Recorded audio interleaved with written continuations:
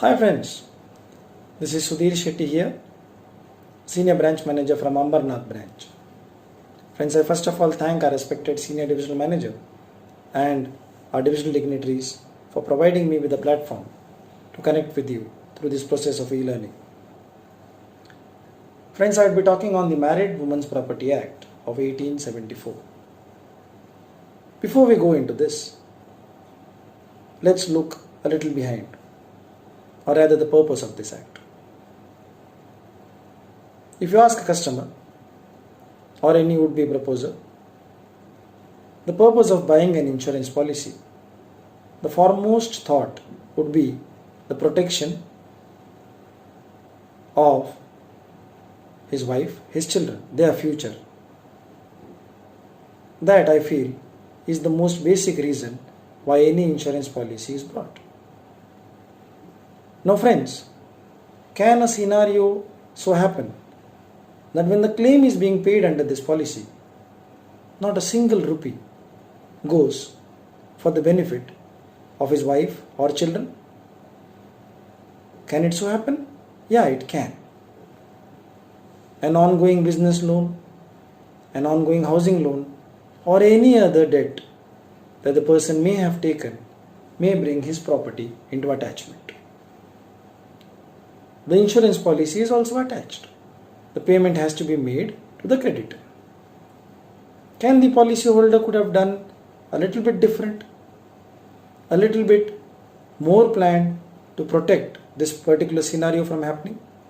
Yes, you can avoid this by simply buying your life insurance policy under the Married Women's Property Act of 1874. Interesting, isn't it? A huge chunk of money that may be bought as a single premium policy, a very high sum assured policy, say 5 crores, 10 crores, a single premium of 5 crores, 10 crores. The entire proceeds are protected from any attachment that can happen. Now, what is this act? The Married Women's Property Act of 1874, I'll read out section 6 of this act, which defines its total importance. A policy of insurance effected by any married man on his own life and expressed on the face of it to be for the benefit of his wife or of his wife and children, or any of them, shall ensure and be deemed to be a trust for the benefit of his wife or of his wife and children, or any of them according to the interests so expressed, and shall not, as long as any object of the trust remains, be subject to the control of the husband or to his creditors or form part of his estate. Friends, let us break this down a little. First, it states that the policy of insurance has been effected by whom? A married man. He is affected on whose life? On his own life. And he has expressed that the benefit of this policy would be, rather the beneficiaries of this policy would be his wife, A, B, his children, or it could be his wife and children together. Now, when he does this, he is forming a trust. This is what we gather from what we have just read. Now, it also states that once the trust is formed, then it would not be subject to the control of the husband, that is the person who brought this policy in the first place, or to his creditors, or it would not even form part of his estate. Let's go a little bit further. Who can opt for insurance under Married Women's Property Act? Basically, you should be a resident of India. There are certain exceptions. And a married man. A married man can also be a divorced person or a widower. In that case, the beneficiaries would be the children. The benefit should be availed, I feel, while taking the policy. There may be exceptions when the Married Women Property Act can be given to an existing policy, but there would be certain rules for them and it can be refused. So it's always better that if a person so desires, this policy is taken at the initial stage itself. It would always help out. Who can be named as beneficiaries? The beneficiaries under this policy, as explained earlier, would be his wife alone, just the child or children, or the wife and children together. As a policyholder, you can assign specific percentages of the sum assured to each beneficiary. Say 50, 50, 60, 40, 60, 30, 10, whatever you feel like. Or you can even divide it into equal amounts. Remember that the beneficiary that you have opted for at the beginning while taking the policy, any change thereof would require the consent of the existing beneficiaries. Please keep this in mind. What else does the Married Women Properties Act do?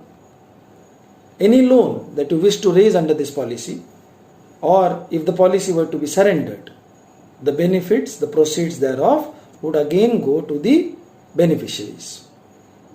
Say you take a Jeevan Shanti policy of say 50 lakhs, 1 crore, whatever amount. Then you have taken it under Married Women's Property Act.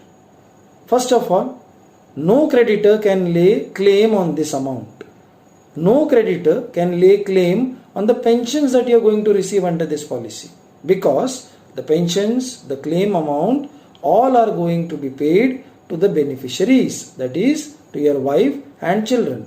Just remember one small thing, that while taking this policy under MWP Act, you should be the proposer and the life assured both. They cannot be different. It should be the same person. How do you take a policy under the Married Women's Property Act? Is it tedious? Are there a lot of paperwork involved? No, my friends. There is no more paperwork involved than a single piece of paper. One paper that you have to take, depending on your purpose. That is, as I have explained earlier, whether it's only the wife, only the children, or both of them to be named as the beneficiaries. There are separate forms for them. Please ask it from your NME department. You will be given it. You have to attach it with your proposal and submit it while underwriting. It's underwritten in the normal process.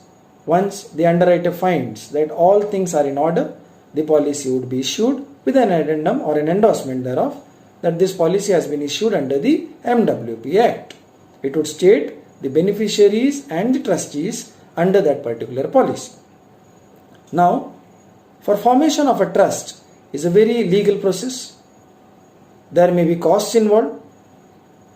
What is the cost of buying a policy under the MWP Act? Nothing. Zero. You do not have to pay any extra charges for taking a policy under the MWP Act. For availing such a big benefit, there are no charges. It's your regular policy. The premium that you pay for taking a regular policy, that's all. No other rupee has to be paid for taking a policy under this act.